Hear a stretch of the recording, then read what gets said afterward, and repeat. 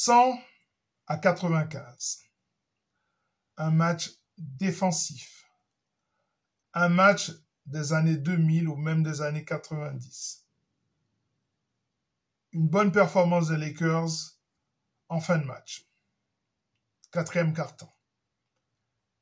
Mais aussi une victoire miraculeuse. Et je vais vous en parler dans cette émission. Lakers tout le temps, c'est tout de suite.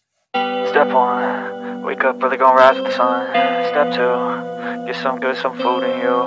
Step 3, think real hard about what you wanna be. Step 4, fuck everybody, just do your thing. Wake up, today's gonna be a good day. Wake up, today's gonna be a good day.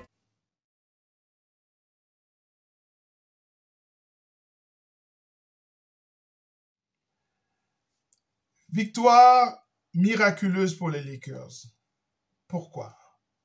Parce que, d'abord, il faut se rappeler que Bradley Beal et Devin Booker n'étaient pas là.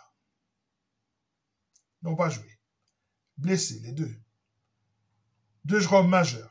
Ce sont des joueurs qui sont capables de défendre, de faire du playmaking et surtout de scorer et de soulager Kevin Durant. Durant qui a été exceptionnel comme toujours, surtout dans les 3 premiers quarts-temps. Dans le dernier quart-temps, c'était un peu plus compliqué. On va en parler tout de suite. Mais il faut bien comprendre que cette victoire qui était extrêmement importante était une victoire rendue un peu plus facile par l'absence de ces deux grands joueurs.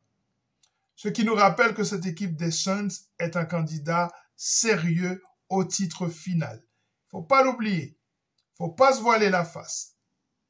Mais on va quand même se contenter de cette victoire. Alors, rappelons un peu les stats de cette victoire et là, on va se rendre compte que c'est un miracle. La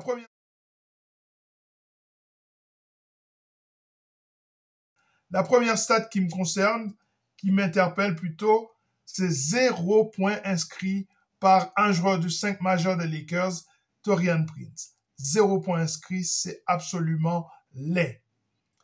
17% de réussite à 3 points. Normalement, avec un tel pourcentage, on n'est pas censé avoir remporté un match NBA au 21e siècle. Là déjà, c'est un miracle qui s'est produit. Alors, 79% au lancer franc. Cette question de lancer franc continue à nous poser problème. Je vous avais dit 69% pendant la pré-saison, 75% lors du dernier match face à Denver. C'est un tout petit peu mieux, mais les Lakers doivent absolument faire mieux. Autre stat, les Lakers n'ont pris que 42 rebonds. Ce n'est pas assez. Le pourcentage à 3 points, plus le manque de rebonds, ça aurait dû valoir une défaite aux Lakers.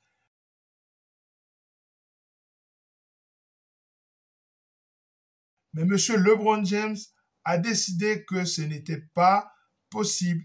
Il a pris le match à son compte dans le Money Time et on a vu un LeBron qui était en train de martyriser la raquette des Suns de Phoenix.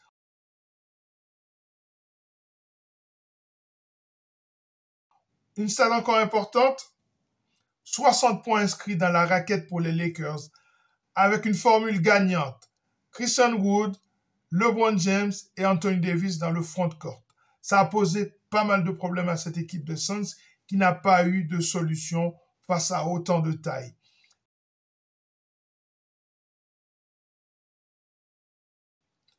Et on a vu Christian Wood défendre durement sur KD dans ce match.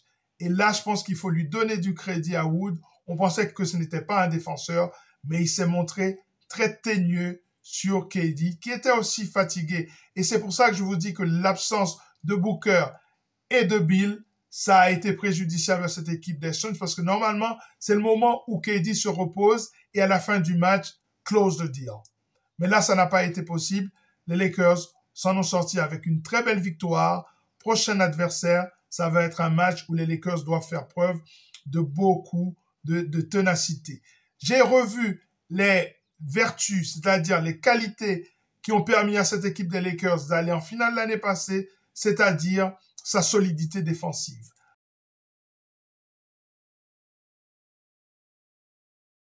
Voilà, c'en est terminé pour cette émission consacrée à cette victoire des Lakers, la première victoire de la saison. Les Lakers ont un bilan de 1 partout.